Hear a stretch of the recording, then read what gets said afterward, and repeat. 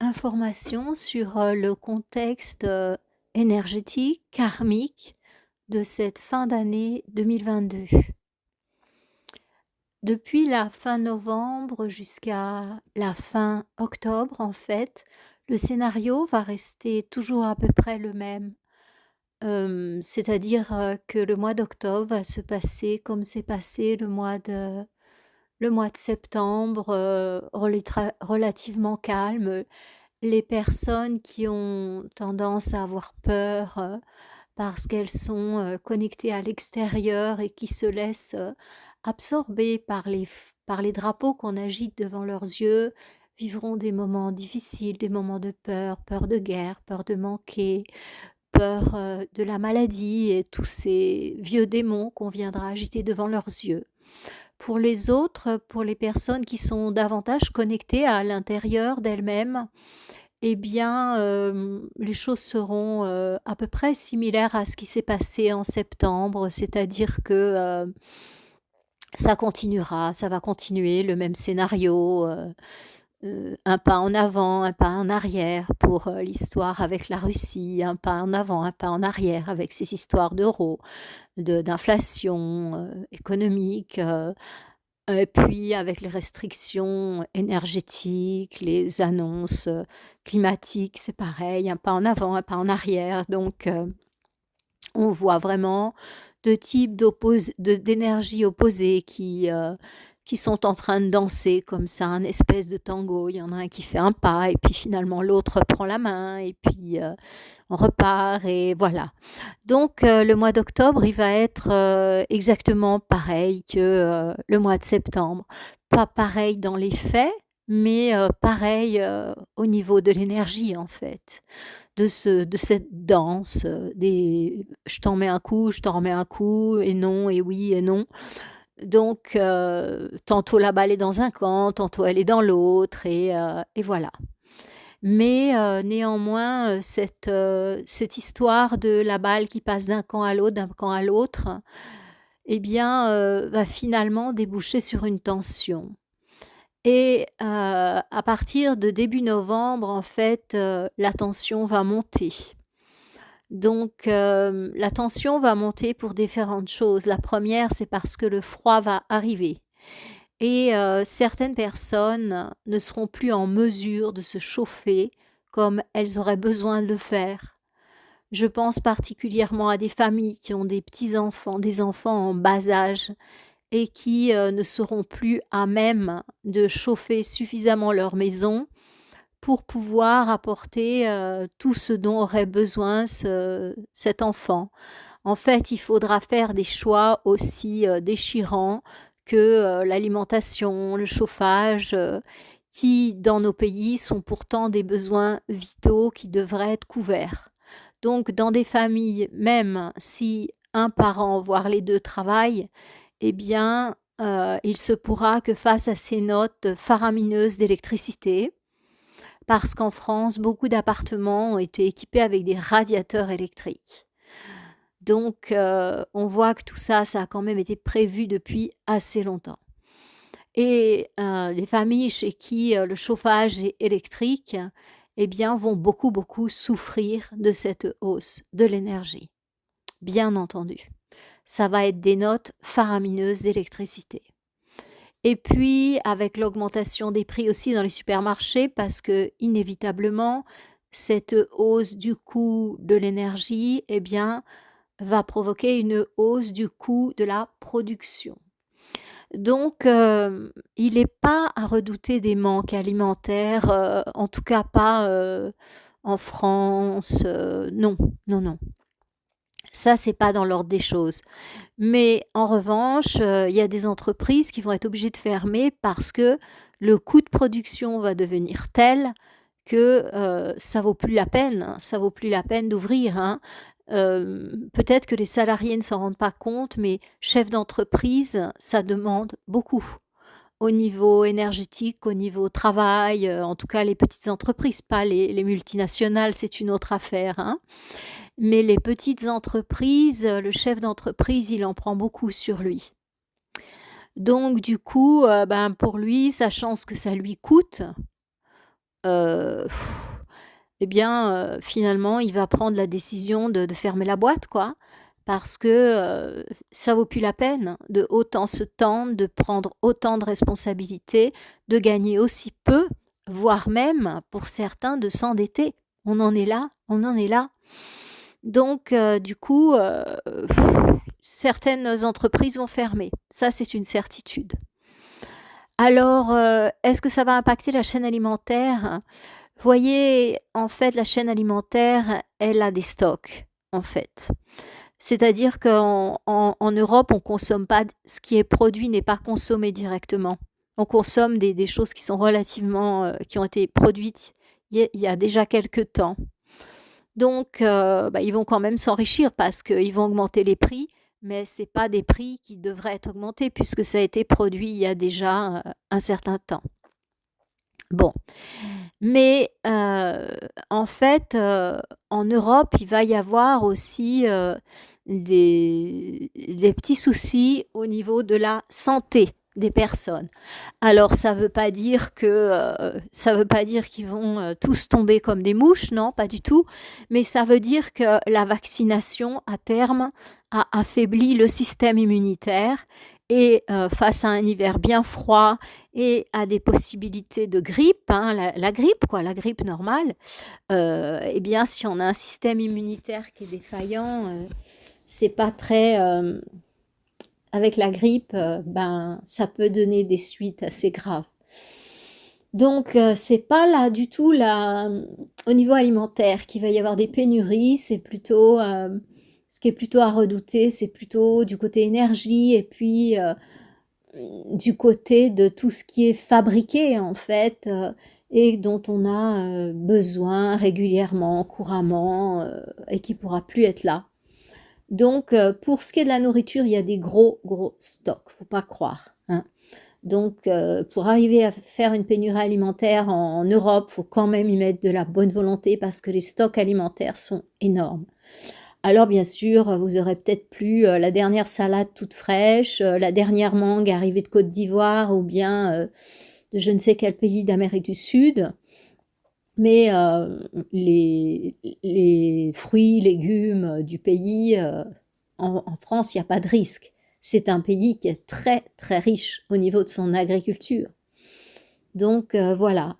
Et puis, une autre chose qui va être remise en question énormément, ce sont les élevages en fait, parce que, bah, il faut chauffer pour les animaux et il y a énormément de dépenses d'électricité dans ces endroits-là. Et donc certains élevages, eux aussi, vont fermer. Alors, bah, les animaux, ils seront obligés de les sacrifier, et du coup, ça fera de la viande à bas prix. Donc ça va pas du tout dans le sens du manque alimentaire, au contraire, il va y avoir beaucoup plus de produits d'origine animale qui vont apparaître sur le marché parce que certains éleveurs, tout simplement, décideront d'arrêter. C'est un coût important, hein. Les vaches sont très, complètement, mais c'est complètement électrique. Tout est électrique. Les machines à traire, elles sont reliées à des programmateurs. Tout est complètement électrique, hein. Faut plus croire que le bon fermier va traire sa vache, il lui parle, il lui fait un bisou le matin. Ça, c'est simplement un vieux rêve, quoi. Donc voilà. Alors, tout est électrifié. Et le coût au niveau de l'énergie, c'est là qu'en fait, ça va mal se passer. Et il y a certaines personnes, en fait, qui vont être à bout. En cette fin de mois d'octobre, ça va commencer, le froid, et du coup, les personnes vont commencer à sentir la pression. Là, c'était l'été, bon, bah maintenant, il faisait encore un peu chaud. Jusqu'à présent, c'était supportable. On mettait un petit chauffage d'appoint ou voilà, on a une cheminée, on brûle un peu de bois.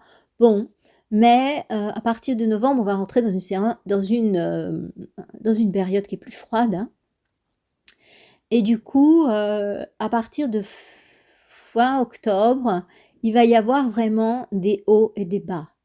C'est-à-dire que le mois de novembre, c'est un mois où, euh, comme j'en avais déjà parlé, il aurait pu y avoir une guerre mondiale et elle a pu être évitée parce que L'humanité a de l'aide énorme parce qu'il y a beaucoup de personnes qui se sont éveillées, qui renoncent à certaines choses pour arrêter de nourrir l'obscurité.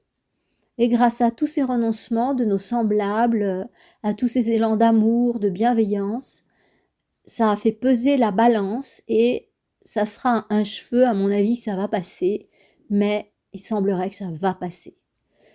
Et ça aurait dû se produire dans la première quinzaine de novembre.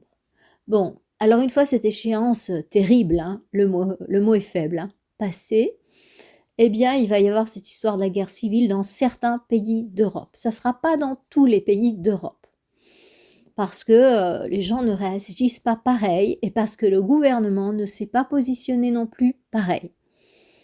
Donc bien sûr, vu le gouvernement français, la France est en tête de liste, vu le gouvernement italien, elle vient pas loin derrière, vu le gouvernement autrichien, c'est pas mal non plus. Donc ces pays sont concernés par ce que je vais dire. Mais c'est vrai que les informations que j'ai reçues là, ce sont surtout des informations qui sont en relation avec la France, c'est mon pays de naissance. Et même si je suis double nationale, franco-suisse, c'est le pays où je suis née, c'est le pays où j'ai grandi.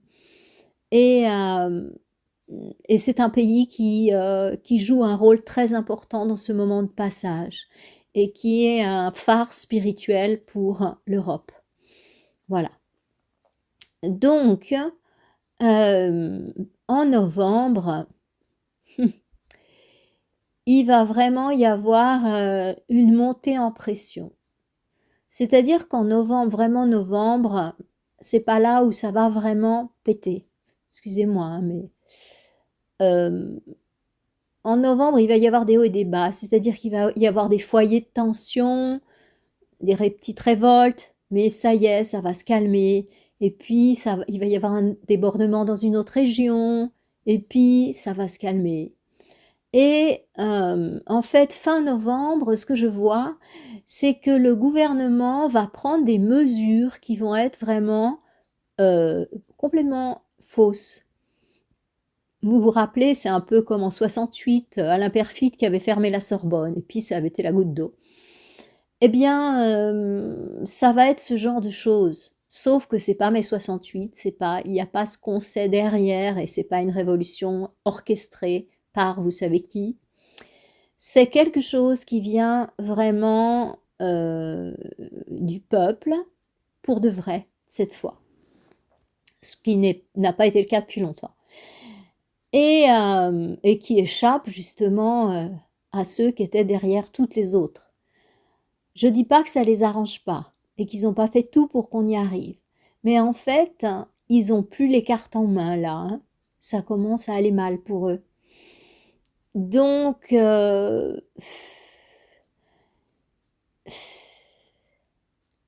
ouais. Au fur et à mesure que je parle, je regarde en même temps. Hein. Donc, ben ouais, ils vont faire quelque chose de trop qui va mettre le feu aux poudres. Et là, il va y avoir... alors là, je vois de la violence. Je vois de la violence. Je vois même des voitures qui brûlent, des choses comme ça. Donc, il y a des foyers qui commencent à être violents. Il y a des foyers qui commencent à être violents en France. Ouais. Donc, voilà. Il commence à y avoir... ça commence à monter en pression. Et en fait, le gouvernement ne va pas arrêter de mettre de l'huile sur le feu. En fait, ce gouvernement il est complètement déconnecté du peuple. C'est incroyable, c'est-à-dire, bon bah voilà, voyez, c'est comme votre enfant, eh bien, il a fait des tas de cochonneries dans la cuisine, il a pété un pot de confiture, il est par terre en train de manger ce qui reste avec le chien, voilà. Et puis, eh ben, voilà, eux, ils se ramènent avec leurs grosses bottes et puis ils marchent sur tout le monde, et ils mettent une tarte aux gamins, ils mettent une raclée aux chiens et puis ils lavent ça à grande eau. Voilà, c'est un peu le scénario, quoi, si vous voulez. Sauf que c'est pas un gamin et un chien, c'est des êtres humains adultes et certains ont atteint un haut niveau de discernement et de sagesse au sein de ce peuple, c'est clair. Donc, je vois des réseaux qui sont déjà organisés, mobilisés. Eux, ils réagissent bien, en fait. Et grâce à ces réseaux, peut-être, j'ai l'impression qu'ils font, je vois comme une toile, comme ça, que ces super réseaux, alors je sais pas si c'est Solaris ou quelqu'un d'autre, je sais pas. Et en fait, c'est comme si ces réseaux, ils arrivaient à calmer la révolte. Et ça, c'est beau, ça. Ouais, ça, c'est beau, ça. Donc, comme ça, novembre, décembre, ça va être très, très agité en France. Et si, mais très agité, on va se sentir en insécurité, si vous voulez, en France. Il est possible que la Suisse ferme ses frontières, parce qu'elle n'aime pas trop le désordre. Ça ne veut pas dire qu'il n'y en aura pas en Suisse. Donc je vais regarder un peu ce qui va se passer en Suisse. En Suisse, je vois aussi qu'il va y avoir quelques émeutes, mais ça va être plutôt dans les zones frontalières, comme Genève, qui est à côté de la France, ou dans les zones comme ça. Mais la police suisse va être très dissuasive et ça ne pourra pas s'étendre plus que ça.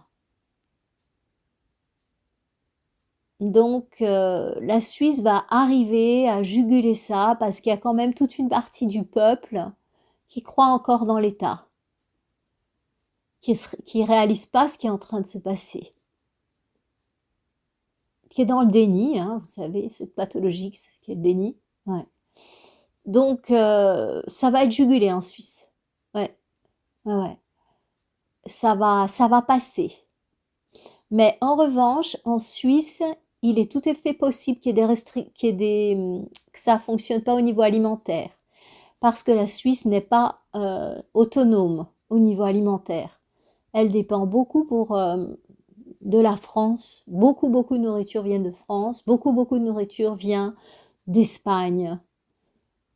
Puis d'autres pays, bien sûr, l'Italie et compagnie. Mais elle est très dépendante d'un point de vue alimentaire, la Suisse. Au niveau énergétique, elle n'est pas trop mal, mais au niveau, bien qu'elle prenne l'énergie de la France et qu'elle la lui revende, mais au niveau alimentaire, alors je vois vraiment pas d'indépendance de la Suisse.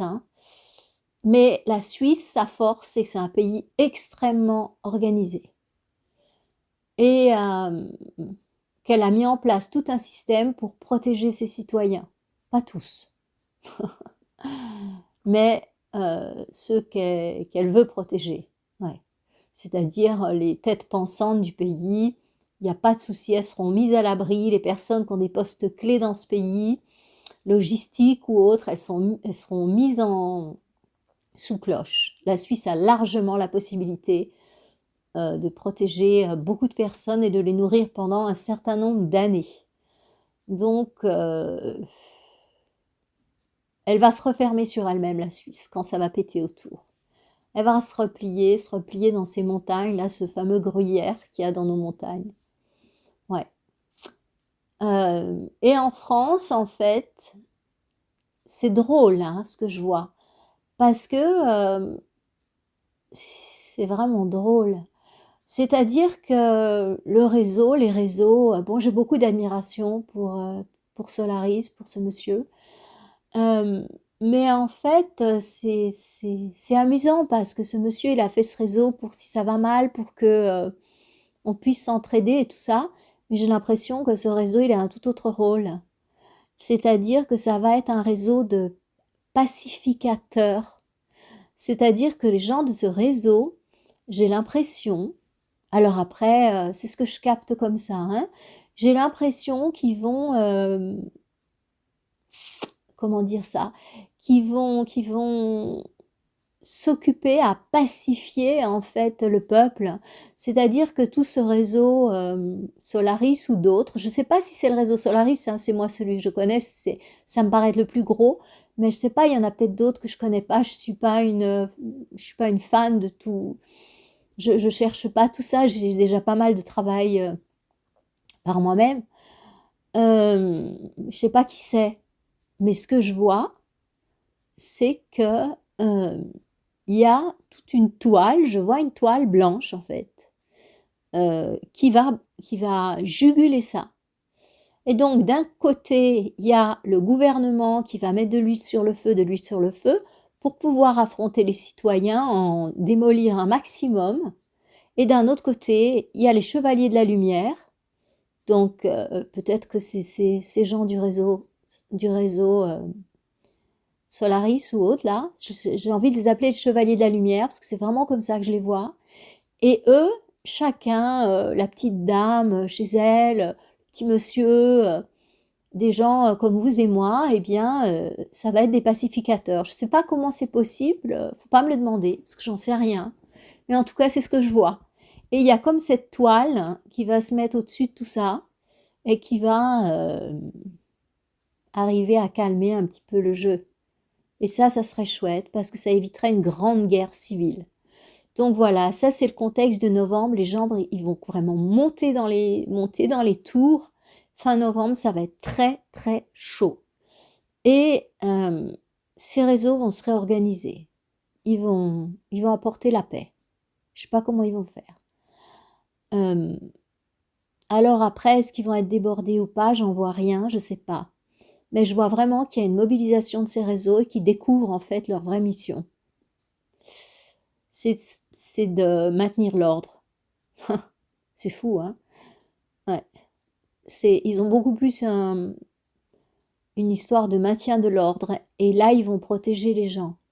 Et si ces réseaux de lumière arrivent à maintenir l'ordre, eh bien, en France, en fait, il y a largement assez de nourriture pour tout le monde. Et ça ira.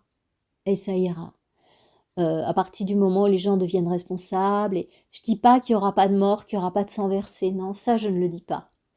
Mais qu'on va pouvoir éviter le pire, c'est bien possible. C'est bien possible parce qu'il y a des belles mobilisations. Hein. Je vois vraiment des belles mobilisations et je vois même des maires, des organisations dans des villages qui sont vraiment des villages de lumière. Ça me touche vraiment de voir ça. Il y a vraiment des villages de lumière où les gens ils se laissent pas faire, ils s'entraident. Le gouvernement va avoir fort à faire, hein. Mon Dieu, ouais. Alors maintenant, donc, si ces réseaux de lumière, là, ces chevaliers de lumière réalisent leur vraie mission, eh bien, ça va le faire. Ouais, ça va tenir jusqu'à la fin de l'année. Ça va être douloureux, mais ça va tenir, ouais. Et puis, maintenant, jusqu'à la fin de l'année, jusqu'aux fêtes. Hein, là, après, je vois ils vont en remettre une couche. Donc, parce que, voyez, c'est toujours pareil avec les forces de l'ombre, c'est qu'ils ne comprennent pas comment fonctionnent les forces de la lumière. C'est-à-dire qu'on a un organe qu'ils n'ont pas, ça s'appelle le cœur. Je dis organe entre guillemets. Hein. C'est-à-dire qu'on a du cœur, on a de l'amour, on a de la solidarité, et parfois on serait prêt à tout donner pour l'être qu'on aime, ou pour la cause qu'on sert. Et ça, c'est quelque chose qui échappe complètement aux forces de l'ombre. Et c'est une grande faiblesse chez eux, parce que en fait, ils n'arrivent pas à inclure cette ressource énorme que nous avons d'être divins. Et donc, c'est souvent par là qu'ils se font avoir. Et ça va être le cas là. Parce que les Français, ils ont, je parle de la France, hein, mais dans d'autres pays aussi, hein, moi qui vis une partie du temps en Espagne, eh bien les Espagnols aussi, hein, ils ont un cœur, une fois qu'ils sont dans leur esprit de solidarité, il n'y a plus rien qui les arrête, hein, les Espagnols, hein, c'est remarquable. Hein. Mais là, je vous parle, les Italiens aussi, mais là, je vous parle de la France puisque donc je parle en français, vous voyez. Et donc, en fait, c'est l'équipe adverse. Si on joue un parti d'échecs, les pions blancs, les pions noirs, eh bien, les pions noirs, le joueur qui a les pions noirs, eh bien, il va être complètement perturbé par la stratégie d'en face. En fait, ce qui va se passer, c'est que la stratégie de solidarité, d'amour et de partage, c'est quelque chose qui n'a pas été prévu par l'adversaire. L'adversaire, il connaît la peur, il connaît extrêmement bien les faiblesses de l'humain. Mais certaines de ses ressources, il ne les a pas prévues parce qu'il n'y a pas accès, parce que lui ne les a pas. Et c'est là-dessus qu'il va falloir jouer pour gagner la partie. Ouais. Donc, ça devrait le faire, hein, c'est extraordinaire, mais ça devrait passer. Voilà. Au niveau maintenant mondial, eh bien, au niveau mondial, Poutine, il regarde tout ça avec un certain détachement. C'est un homme très déterminé, c'est un homme très intelligent et un grand chef de guerre. C'est un stratège génial. Poutine, c'est un génie, en fait. Donc, je déconseille à qui que ce soit de lui faire la guerre parce qu'il a une bonne armée et c'est un génie. C'est un génie de la stratégie. Vous voyez, il vient d'un peuple de champions du monde de joueurs d'échecs. Donc, s'il n'avait pas été président, peut-être il aurait été champion du monde d'échecs. C'est un génie, en fait, ce gars-là. Et c'est pas du tout un génie sanguinaire. C'est un génie qui vient poussé par des lignées d'ancêtres qui se sont fait, mais vraiment avoir. Et puis aussi à la tête d'un peuple qui aime pas, qui se laisse pas trop faire et qui est, ouais. Donc c'est un peuple infiniment fort et qui se laisse pas faire. Et un peuple qui s'aimait, c'est-à-dire que la Russie, les Russes aimaient les Ukrainiens aimaient les Biélorusses. C'était une famille tout ça. Et Poutine, avec sa remarquable intelligence, eh bien, il voudrait réunir la famille. Alors, bien sûr, si dans la famille de votre sœur, eh bien, il y a des crapules, vous êtes obligé de les sortir de là pour pouvoir rétablir l'ordre chez votre sœur et qu'elle retrouve la paix. Et c'est sûr que sortir ces crapules de là, ben, ça va pas se faire facilement parce que les crapules, ils se laissent pas sortir comme ça. Donc, moi, je vois pas du tout Poutine comme un président sanguinaire. Il n'a pas du tout, euh, il a pas du tout envie de verser du sang, cet homme-là. Mais s'il faut le faire, il le fera. Parce que c'est un stratège. Il a la tête froide. Il n'est pas dans l'émotion, cet homme. Il n'est pas dans l'émotion. Waouh, c'est fou quand je dis ça, il y a quelque chose qui s'est effondré chez moi. Je ne sais pas qu'est-ce que c'est. Et donc, il a la tête froide. Voilà. Alors après, il va pas se laisser faire. Il va pas laisser détruire son pays. Il va pas les laisser faire de... Enfin, il va pas laisser l'OTAN, ou si on préfère les Américains, venir à ses portes et faire ce qu'ils sont en train de faire à ses frontières et faire de l'Ukraine ce qu'ils ont souhaité en faire. Donc, ouais, c'est tout proche. Hein. C'est vraiment... c'est le contexte, il est très serré. Hein. Et ça, c'est sans parler de la Chine. Hein. Parce que le contexte aussi en Chine, il est très limite. Hein. Donc là, je continue à regarder par rapport à Poutine.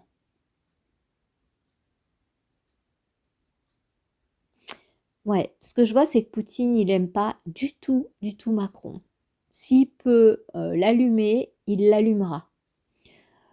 Il l'aime vraiment pas. Je sens quelque chose de... Ah oui, vraiment, c'est quelqu'un qui l'aime pas du tout. Il a une répulsion, vous savez, comme certains d'entre nous, quand on voit moi, ça me fait pas, mais quand on voit une araignée ou un serpent, j'ai des amis, quand ils voient un serpent, c'est... Eh ben un peu, c'est comme ça. C'est comme s'ils voyaient un serpent quand ils voient le cher président français. Il a vraiment une aversion pour lui.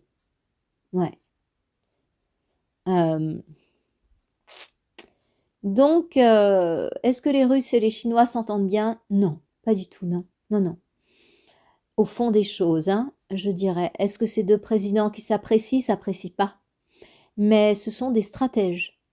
Donc, quand on parle des Chinois, bien sûr, on parle des communistes et de ce Mao et de cette histoire-là, mais on parle aussi d'une civilisation de cette philosophie de Confucius, hein, qui est quand même derrière tout ça. Donc, c'est pas la philosophie McDonald's des Américains, quoi. Ces peuples tout neufs, fils d'aventuriers, de chercheurs d'or. On parle quand même de puissances qui ont des racines, qui ont une histoire. Ouais. Donc, ce sont des hommes, c'est des stratèges, ces deux-là. Ouais. Ça n'a rien à voir avec les Américains. Rien. Et du coup, se méfier, se méfier de la Chine. Ouais. Poutine, c'est lui vraiment qui est au pouvoir, qui est aux manettes. Il est redoutablement intelligent. Et le président chinois, c'est un levier. C'est pas lui qui est aux manettes. Non. C'est un groupe d'hommes qui est derrière lui, qui le manipule. Et il n'est pas aux manettes. Enfin, et lui, c'est une manette, en fait. C'est un... Voilà. Il fait un petit peu ce qu'on lui dit. Il peut pas, même s'il voulait, en fait, le président chinois n'a pas les mains libres. Enfin, le président, ouais. Vous m'avez compris. Le chef d'État chinois n'a pas le pouvoir sur l'État. Poutine, oui. C'est un grand chef, en fait, Poutine. C'est vraiment un grand chef. C'est vraiment un grand homme. Et le dirigeant chinois, il n'y a rien à voir. Tout le monde redoute Poutine parce que de plus en plus, plus il montre sa personnalité, plus ça fait grincer des dents un peu partout. Donc plus on le respecte. Voilà. Alors, les Américains, eux, s'ils se sentaient en position de force, ça ferait longtemps qu'ils auraient mis sur la figure des Russes et puis qu'ils les auraient matés. Mais ils ne se sentent pas du tout en position de supériorité, à aucun niveau. Donc pour l'instant, jusqu'à la fin de l'année, je ne vois pas de conflit qui se déclenche. C'est, pour moi, au jour d'aujourd'hui, la tête pensante qui stabilise ça, c'est Poutine, en fait. Et s'il n'y avait pas Poutine, ça fait sans doute longtemps qu'il y aurait eu une vraie guerre. Mais Poutine, il est tellement fort, il a une telle force mentale, que en fait, c'est comme si lui tenait dans son mental tout ce qui se passe. C'est dingue. C'est colossal, cet homme. Pour l'instant, il est comme ça, parce qu'il est dans un corps humain, c'est un être humain. À tout moment, il peut craquer, et puis il peut se passer d'autres choses. Il peut être à bout, il peut, je sais pas, hein, ce qui peut lui arriver à cet homme-là.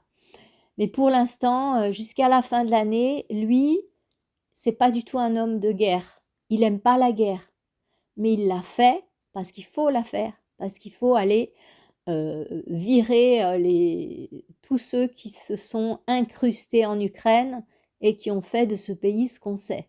Et c'est à ses frontières. Donc, si vous voulez, c'est comme un père de famille qui voit des brigands tout autour de sa maison. Il n'a pas du tout envie de se battre. Il n'a pas du tout envie de verser de sang. Mais sa famille, elle est dans la maison. Et on n'y touchera pas.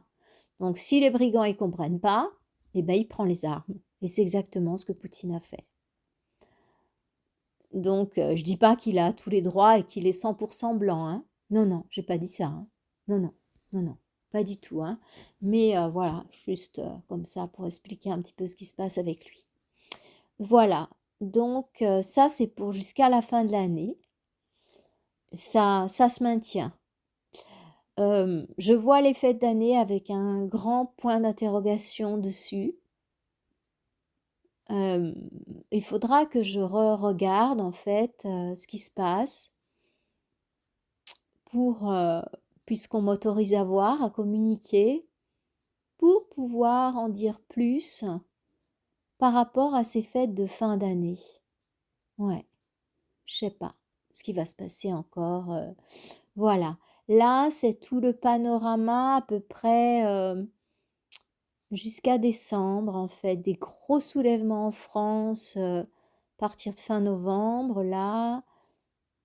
Et après décembre, fin décembre, je sais pas ce qui va se passer. Voilà. Donc, puis aussi, ça va dépendre des prises de position des êtres humains, évidemment, hein. Des prises de position de chacun d'entre nous.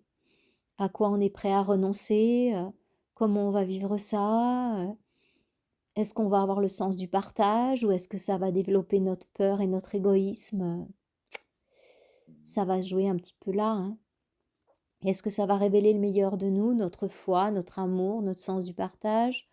Ou bien est-ce qu'au contraire, ça va faire de nous des voleurs, des pillards? De quel côté on va se placer dans un contexte pareil, hein? Donc on va voir de quel côté va peser la balance. Voilà, voilà. Donc, a priori, j'ai pris ce message au fur et à mesure que je regardais pour moi-même et pour les quelques personnes à qui je transmets les informations qui vont arriver un petit peu. Et donc, il se trouve que maintenant, depuis très peu, je suis autorisée à transmettre ça. Voilà. Et ça sera pas tout le monde qui va l'écouter. Donc du coup, les personnes qui écouteront ça, eh bien, c'est seulement les personnes à qui c'est destiné, c'est clair et net, hein. Voilà, même ceux qui l'écouteront parce que ils jouent avec les pions noirs, hein, eh bien, ils l'écouteront eux aussi parce qu'ils doivent l'entendre pour d'autres raisons. Mais voilà, j'ai aucun souci pour ceux qui jouent avec les pions noirs parce que de la même manière qu'on peut me montrer, que je peux aller regarder la suite, je peux aller regarder aussi ce qui se passe avec eux. C'est pas plus compliqué, en fait. C'est exactement pareil. Surtout qu'ils agissent sur des plans de conscience qui sont pas très élevés. Donc du coup, c'est rien de très compliqué. Voilà. Mais c'était pour des raisons karmiques qu'on ne peut pas forcément transmettre tout. Voilà, voilà. Et c'était pas forcément mon rôle jusqu'à présent de le faire. Je vous recommande vraiment de lire mon livre Le Messager, la prophétie d'Atlantide, parce que c'est exactement ce qu'on est en train de vivre, hein, et ce livre contient des codes de lumière. Donc c'est très important de le lire. Au début, ça paraît un roman, la première moitié, pour un petit peu dépister ce... Je dis dépister parce que c'est le mot espagnol en fait, dépistado. Pour, je ne saurais pas comment dire en français. On va dire dépister, ça peut faire sens. Pour perdre, voilà, pour perdre un peu les personnes qui sont pas prêtes pour entendre la suite. Et du coup, la deuxième partie du livre est beaucoup plus prophétique et parle de ce qu'on est en train de vivre. Et voilà, et entre les lignes, vous pourrez lire ce qu'il y a à lire. Donc vraiment, je vous recommande Le Messager, la prophétie d'Atlantide. Alors, vous pouvez le commander en ligne. C'est bien sûr, c'est une édition privée. Là, c'est pas mon éditeur pour l'instant, c'est pas mon éditeur qui l'édite. Donc, vous pouvez le commander soit sur mon site, mais vous précipitez pas trop sur mon site. Allez plutôt chez Pacaloa. C'est une librairie suisse qui fait de la vente en ligne. C'est mieux d'aller chez eux. Ça leur fait gagner des sous et c'est très bien. Parce que moi, j'ai pas forcément l'infrastructure pour envoyer des centaines de livres, vous voyez. Donc, Pacaloa, oui. Alors, ça doit s'écrire, je pense, Pacalhoa, quelque chose comme ça. C'est rue des Eaux Vives à Genève. Voilà, c'est une excellente petite librairie, vraiment très bonne qualité. Voilà, voilà les amis, tout ce que je pouvais vous dire jusqu'à présent. Je mettrai ce message en ligne dès que je le sentirai. Là où je l'enregistre, on est tout proche de la fête de Saint-Michel. Donc, l'archange Saint-Michel, on est le 27. Donc, mais je vais attendre un petit peu avant de le mettre en ligne, parce que j'en ai un autre à mettre d'ailleurs, avant, un message de lumière. Et puis, j'ai besoin de laisser mûrir ça en moi pour vraiment sentir si je peux vous transmettre cette information ou pas. Voilà les amis, eh bien, je vous souhaite, une belle expérimentation de ce moment, très spécial où on va montrer qui l'on est vraiment. On va révéler notre, beauté ou le reste et et bien comme d'habitude, ensuite on célébrera une belle victoire, ensemble. Ça me fait penser à mes groupes de jeûne, vous savez, là j'en ai terminé un il y a pas longtemps. Donc on fait un jour de jus, 3 ou 5 jours de jeûne et un jour de jus. Et bon sang, pour certains, c'est difficile, ils ont jamais jeûné, en même temps les gens travaillent puisqu'on fait ça sur Zoom et tout ça. Et ils sont face à certaines choses et vraiment les personnes pendant ces jours de jeûne, elles se révèlent en fait.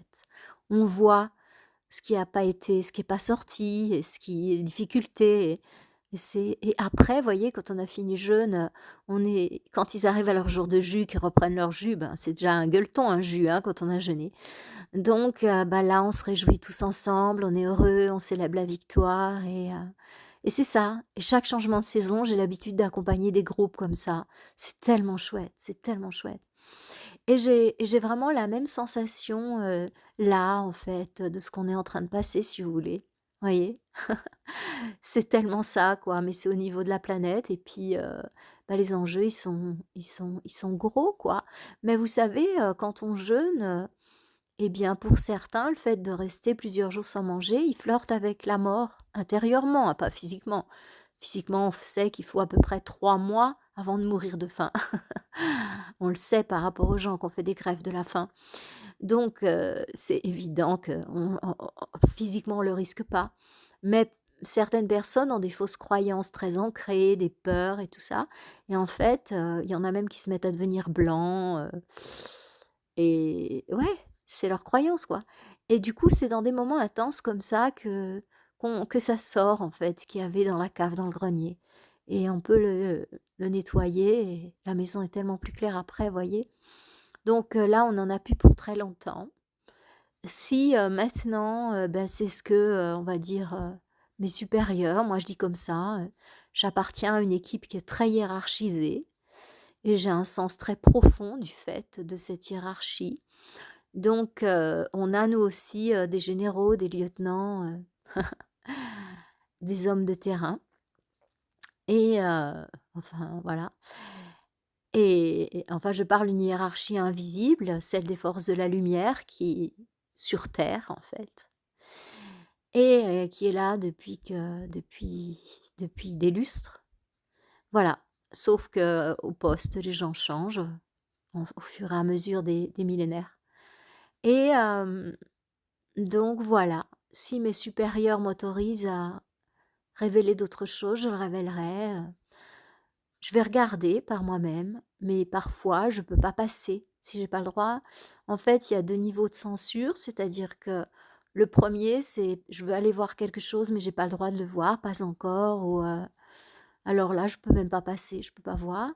Et le deuxième niveau de censure, c'est qu'on me dit par télépathie: «Ça, il faut pas le dire» ou «Tu peux le dire qu'à telle et telle personne». Voilà. Donc c'est pour ça que je vais pas mettre le message tout de suite. Je ne suis pas un channel, c'est-à-dire que je suis pas du tout en train de répéter quelque chose que quelqu'un m'a dit, je vais regarder en fait. Et donc je regarde, mais après il me faut du temps pour savoir si je peux le dire ou pas. C'est simplement ça. Voilà. Voilà, voilà mes amis. Eh bien, je continue à faire des vidéos pour votre santé, des vidéos pour votre beauté, des vidéos pour, votre joie et entre ces vidéos, eh bien, je continuerai à faire des messages de lumière où je vous apporte des messages un petit peu plus, pour public, on va dire, pour un public, ouvert à la spiritualité et à l'invisible. Voilà, voilà, voilà. Donc vous allez avoir une alternance sur ma chaîne entre, se préparer, à l'hiver et puis, risque de guerre et puis, et puis prendre soin et puis la santé de sa peau et l'avenir de notre humanité, enfin des choses comme ça. Voilà. Voilà mes amis, si vous avez aimé, eh bien, je vous propose de liker, de partager, de vous abonner, le truc classique, vous savez déjà ça, hein. Ça soutient la chaîne. Donc, pour l'instant, j'ai pas mis de compte, Tipeee ou autre, hein, relié à la chaîne, mais je vais sans doute le faire dans les temps à venir parce que ça me prend de plus en plus de temps et si je dois, faire, cette histoire de vision prophétisée, enfin visionner en tout cas, et ben ça me demande beaucoup de force nerveuse, de temps et de me plonger dans quelque chose et là oui et peut-être je devrais le faire plus souvent, je sais pas. Donc là oui, je mettrai je relierai ma chaîne à une possibilité de faire des donations, pour me soulager par rapport au matériel et que je puisse plus me concentrer sur ce que je dois vous communiquer. Parce que ouais, ça demande quand même un certain état intérieur de pouvoir être en contact et voir clairement tout ça. Voilà, je ne vous le cache pas.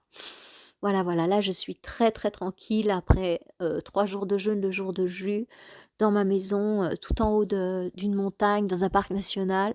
Je suis toute seule en ce moment, il n'y a pas de stage dans la maison. Je suis très, très tranquille, très, très bien, complètement connectée. Donc, bien sûr, je suis complètement végane, sans alcool, sans café, sans thé, enfin, sans médicaments chimiques. Ouais, voilà.